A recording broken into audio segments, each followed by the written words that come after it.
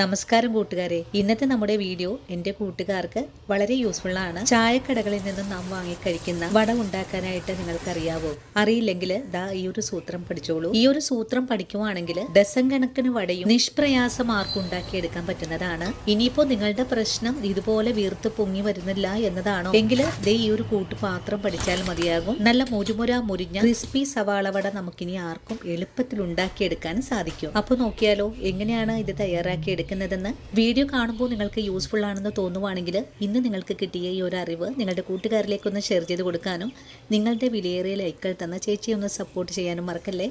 അപ്പോൾ ഉടൻ തന്നെ നമുക്ക് നമ്മുടെ വീഡിയോ കാണാൻ പോകാം.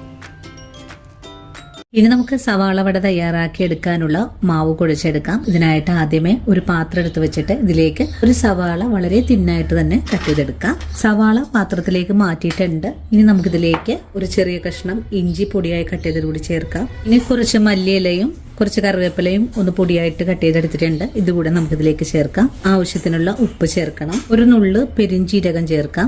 നമ്മുടെ കൈ ഉപയോഗിച്ച് ഇതെല്ലാം നല്ലവണ്ണം ഒന്ന് തിരുമ്മി കുഴച്ചെടുക്കാം. നല്ല സോഫ്റ്റ് ആയിട്ടൊന്ന് തിരുമ്മി എടുക്കണം. ഞാനിപ്പോൾ ഇതിലേക്ക് പച്ചമുളക് ചേർത്തിട്ടില്ല. അങ്ങനെ നമ്മുടെ സവാള ഞാനിവിടെ കൈകൊണ്ട് തിരുമ്മി നല്ല സോഫ്റ്റ് ആക്കി എടുത്തിട്ടുണ്ട്. ഇനി നമുക്കിതിലേക്ക് എരിവിന് ആവശ്യമായ പച്ചമുളക് ചേർക്കാം. ഇനി നമ്മുടെ കയ്യിലേക്ക് 1 കപ്പ് വെള്ളം ഒഴിച്ചു കൊടുക്കാം. ഇനി നമുക്കിതിലേക്ക് മൈദപ്പൊടി ചേർക്കാം. ഞാനിവിടെ 2 കപ്പ് അളവിലാണ് മൈദപ്പൊടി ചേർക്കുന്നത്. ഇപ്പോൾ 1/4 കിലോ അളവിൽ മൈദപ്പൊടി ചേർത്തിട്ടുണ്ട്. ഇനിയിപ്പോൾ നമ്മൾ തയ്യാറാക്കുന്ന സവാള വട നല്ല ക്രിസ്പി ആയിട്ട് കിട്ടാനായിട്ട് 1/4 കപ്പ് അളവിൽ റവ കൂടെ ചേർക്കുന്നുണ്ട്. ഇത് വറുത്തിട്ടുള്ള റവയാണ്. മാവ് നന്നായിട്ട് തന്നെ പൊങ്ങി വീർത്ത് കിട്ടാനായിട്ട് ഞാനിതിലേക്ക് ഒരു 1/4 ടീസ്പൂൺ അളവിലും കുറച്ചായിട്ട് ഇൻസ്റ്റന്റ് ഈസ്റ്റ് കൂടെ ചേർക്കുന്നുണ്ട്. ഇനി നമുക്ക് ഈ പൊടിയിലേക്ക് കുറച്ച് ഓയിൽ ഒഴിച്ചു കൊടുക്കാം. അതുകൊണ്ട് നന്നായിട്ട് തന്നെ ഒന്ന് കുഴച്ചെടുക്കാം. ഇപ്പോൾ നല്ല കട്ടിയായിട്ടാണ് നമ്മുടെ മാവ് വന്നിട്ടുള്ളത്. നമുക്കിതിലേക്ക് കുറച്ചുകൂടെ വെള്ളം ഒഴിച്ചു കൊടുക്കാം. റവ ചേർത്തിട്ടുള്ളത് കൊണ്ട് കുറച്ച് കഴിയുമ്പോഴേക്കും വെള്ളം ഒന്ന് ഡ്രൈ ആയി വരും. ആ ഒരു സമയത്ത് ഇതിലേക്ക് കുറച്ചുകൂടെ വെള്ളം ആവശ്യമായിട്ട് വരും. നമ്മുടെ കയ്യിലേക്ക് കുറച്ച് വെള്ളം ഒഴിച്ചു കൊടുക്കാം. കൈകൊണ്ട് നല്ലപോലെ തന്നെ തിരുമ്മി ഒന്ന് കുഴച്ചെടുക്കണം. ഈ സമയത്ത് ഇതിലേക്ക് മഞ്ഞൾപ്പൊടിയൊക്കെ ചേർക്കാൻ താല്പര്യമാണെങ്കിൽ ചേർക്കാവുന്നതാണ്. ഞാനിപ്പോൾ മഞ്ഞൾപ്പൊടി ഒന്നും ചേർക്കുന്നില്ല. അങ്ങനെ നമ്മുടെ മാവ് നല്ല പോലെ തന്നെ ഞാനിവിടെ കുഴച്ചെടുത്തിട്ടുണ്ട്. അയഞ്ഞ പരുവത്തിലാണ് ഞാനിപ്പോൾ കുഴച്ചെടുത്തിട്ടുള്ളത്. ഒരുപാട് വെള്ളം ചേർത്ത് കുഴച്ചെടുക്കരുത്. ഇതുപോലെ ഒന്ന് ലൂസായി ഈ ഒരു രീതിയിലായിരിക്കണം. നമുക്ക് കൈകൊണ്ട് ഇങ്ങനെ എടുത്ത് നോക്കുമ്പോൾ ഒന്ന് ഉരുട്ടി എടുക്കാൻ പറ്റിയ പാകത്തിലേക്കാണ് ആകെ നോക്കേണ്ടത്.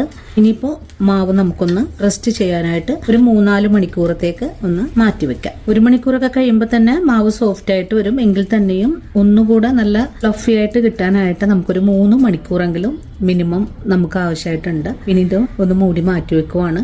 നമ്മുടെ മാവ് ഇവിടെ മിക്സ് ചെയ്ത് വെച്ചിട്ട് ഒരു 3 മണിക്കൂറൊക്കെ കഴിഞ്ഞിട്ടുണ്ട്. ഇനി നമുക്ക് ഈ മാവിന്റെ മൂടി ഒന്ന് തുറന്ന് നോക്കാം. ഇപ്പോൾ ഇത്രയും ഫ്ലഫി ആയിട്ടാണ് നമുക്കിവിടെ ആയി വന്നിട്ടുള്ളത്. ഇനി നമുക്ക് ഒട്ടും താമസിക്കേണ്ട ഉടൻ തന്നെ സവാള വട ഉണ്ടാക്കാൻ തുടങ്ങാം. ഇനി നമുക്ക് ഈ മാവ് ഇതുപോലെ ഒന്നുകൂടെ ഇളക്കി മിക്സ് ചെയ്തെടുക്കാം. കൈ ഒന്ന് നനച്ചതിന് ശേഷമാണ് മിക്സ് ചെയ്തെടുക്കേണ്ടത്. ഇനി നമുക്ക് ഓരോ അരികളിൽ നിന്നും ഇതുപോലെ കുറേശ്ശെ എടുത്ത് വേണം എണ്ണയിലേക്ക് ഒന്ന് പൊരിക്കാൻ ഇട്ട് കൊടുക്കാനായിട്ട്. ഇനി നമുക്ക് പൊരിച്ചെടുക്കാനുള്ള ഓയിൽ ഒഴിച്ചു കൊടുക്കാം. ഇപ്പോൾ എണ്ണ ചൂടായി തുടങ്ങിയിട്ടുണ്ട്. ഇനി നമ്മുടെ കൈ ഒന്ന് നനച്ചെടുക്കാം. മാവിൽ നിന്നും കുറേശ്ശെ ഇതുപോലെ ഒന്ന് എടുക്കാം. അത് കഴിഞ്ഞിട്ട് നമ്മുടെ കയ്യിലിട്ട് ഇതുപോലെ ഒന്ന് ബോളാക്കി എടുക്കാം. എന്നിട്ട് ഇതുപോലെ ഒന്ന് നടുഭാഗം ഒന്ന് ഒഴിച്ചു കൊടുക്കാം. ഈ ചൂടായ എണ്ണയിലേക്ക് പൊരിക്കാൻ ഇട്ട് കൊടുക്കാം. അടുത്ത ബോളും ഇതുപോലെ തന്നെ ഇതുപോലെ ഉരുട്ടിയെടുക്കാം. നടുഭാഗം ഇതുപോലെ ഹോൾ ഇട്ട് കൊടുക്കാം.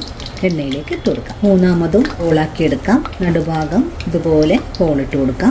എണ്ണയിലേക്ക് ഇട്ട് കൊടുക്കാം. അങ്ങനെ 3 വട നമ്മൾ എണ്ണയിലേക്ക് പൊരിക്കാൻ ഇട്ടിട്ടുണ്ട്. വട ഒന്ന് പൊങ്ങി വരുമ്പോഴേക്കും നമുക്കിതൊന്ന് മറിച്ചിട്ട് കൊടുക്കണം. അപ്പോൾ നമ്മുടെ വട നല്ലതുപോലെ വീർത്തൊക്കെ വന്നിട്ടുണ്ട്. നമുക്കൊന്ന് മറിച്ചിട്ട് കൊടുക്കാം. നിങ്ങൾക്ക് ഞാൻ ചേർത്ത ഈസ്റ്റിന് പകരമായിട്ട് സോഡാപ്പൊടിയും ചേർക്കാവുന്നതാണ്. സോഡാപ്പൊടി ചേർക്കുവാണെങ്കിൽ ഒരു 5 മണിക്കൂർ നേരത്തേക്ക് നമുക്കിത് റെസ്റ്റ് ചെയ്യാൻ വെച്ച് കൊടുക്കേണ്ടതാണ്. നമ്മളിപ്പോൾ ഈസ്റ്റ് ചേർത്തിട്ടുള്ളത് കൊണ്ട് ഒരു 3 മണിക്കൂർ പോലും ആയില്ല. അതിനു മുമ്പ് തന്നെ നല്ല ഫ്ലഫി ആയിട്ടും മാവ് വന്നിട്ടുണ്ടായിരുന്നു. ഇപ്പൊ നല്ലവണ്ണം തന്നെ വീർത്ത് വന്നിട്ടുണ്ട്. നമുക്ക് ഒന്ന് ഫ്ലെയിം ഒന്ന് കുറച്ച് വെച്ച് കൊടുക്കാം. വീണ്ടും മറിച്ചിട്ട് കൊടുത്തതിന് ശേഷം ഫ്ലെയിം കുറച്ച് വെച്ച് കൊടുക്കാം. അല്ലെങ്കിൽ ഉൾഭാഗം വേകാതെ പുറംഭാഗം പെട്ടെന്ന് കരിഞ്ഞു പോകുന്നതാണ്. ഇനി തിരിച്ചും മറിച്ചൊക്കെ ഇട്ട് കൊടുത്ത് തന്നെ നമുക്കൊന്ന് പൊരിച്ചുകൂടി എടുക്കാം. കണ്ടോ, നമ്മുടെ വട നല്ല ഗുണ്ടുമണി പോലെ തന്നെയാണ് ഇവിടെ ആയി വന്നിട്ടുള്ളത്. അപ്പോൾ നല്ലവണ്ണം ഒന്ന് മുരിഞ്ഞു വരട്ടെ. അതുവരെയും നമുക്കൊന്ന് തിരിച്ചും മറിച്ചൊക്കെ ഇട്ട് കൊടുത്തൊന്ന് മുരിയിച്ചെടുക്കാം. എണ്ണയിലേക്ക് പൊരിക്കാൻ ഇട്ട് കൊടുക്കുമ്പോൾ ഫ്ലെയിം ഒന്ന് കൂട്ടി വെച്ച് കൊടുക്കുക. അതിനുശേഷം ഫ്ലെയിം ഒന്ന് കുറച്ച് വെച്ച് കൊടുത്ത് വേണം നമുക്കിതൊന്ന് മൊരിയിച്ചെടുക്കാനായിട്ടും. ഇനിയിപ്പോൾ നന്നായിട്ട് മൊരിഞ്ഞു കഴിഞ്ഞാൽ പിന്നെ ഫ്ലെയിം ഒന്ന് കൂട്ടി വെച്ച് വേണം നമുക്കിത് എണ്ണയിൽ നിന്നും കോരിയെടുക്കാനായിട്ടും. അതിനുശേഷം എല്ലാം ഇതുപോലെ തന്നെ നമുക്ക് മൊരിയിച്ച് കോരിയെടുക്കാം. അപ്പോൾ കണ്ടല്ലോ കൂട്ടുകാരെ,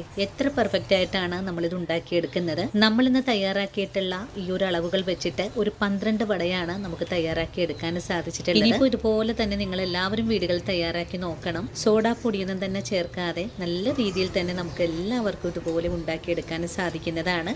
അതും നല്ല കുണ്ടുമണി പോലുള്ള സവാള വടയാണ്. നമ്മുടെ കുഞ്ഞുങ്ങള് സ്കൂൾ വിട്ട് വരുന്ന സമയത്ത് അവർക്ക് ഇതുപോലെ നല്ല ചൂടോട് കട്ടൻ ചായയുടെ ഒപ്പം തന്നെ ഉണ്ടാക്കി കൊടുക്കാനും സാധിക്കും. ഇനിയിപ്പോൾ നമ്മുടെ വീഡിയോസ് ഒക്കെ കണ്ടിട്ട് കാറ്ററിംഗ് യൂണിറ്റ് ഒക്കെ തുടങ്ങിയ കൂട്ടുകാർക്ക് ആരുടെയും സഹായമില്ലാതെ തന്നെ നല്ലൊരു ബിസിനസ് സ്റ്റാർട്ട് ചെയ്യാനും സാധിക്കും. അതിനായിട്ട് നമുക്ക് വേണ്ടത് കുറച്ച് ക്ഷമയും ജോലി ചെയ്യാനുള്ള അതിയായ ആഗ്രഹവുമാണ്. അതിയായ ആഗ്രഹം കൊണ്ട് മാത്രമാണ് എന്നെയും നിങ്ങളിലേക്ക് എത്തിച്ചതും. അപ്പോൾ ഇന്നത്തെ നമ്മുടെ വീഡിയോയും എൻ്റെ കൂട്ടുകാർക്ക് വളരെ തന്നെ ഇഷ്ടമായി എന്ന് ഞാൻ വിശ്വസിക്കുന്നു.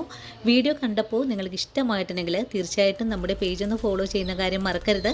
അതുപോലെ വീഡിയോയെക്കുറിച്ചുള്ള അഭിപ്രായങ്ങളും കമൻസ് ആയിട്ട് അറിയിക്കാനും മറക്കരുത്. ഇനിയിപ്പോൾ ആദ്യമായിട്ട് നമ്മുടെ വീഡിയോസ് കാണുന്ന കൂട്ടുകാർ ആരെങ്കിലും ഉണ്ടെങ്കിൽ നമ്മുടെ പേജ് ഒന്ന് ഫോളോ ചെയ്താൽ നമ്മുടെ ഫാമിലിയിൽ മെമ്പറാകാനും മറക്കല്ലേ.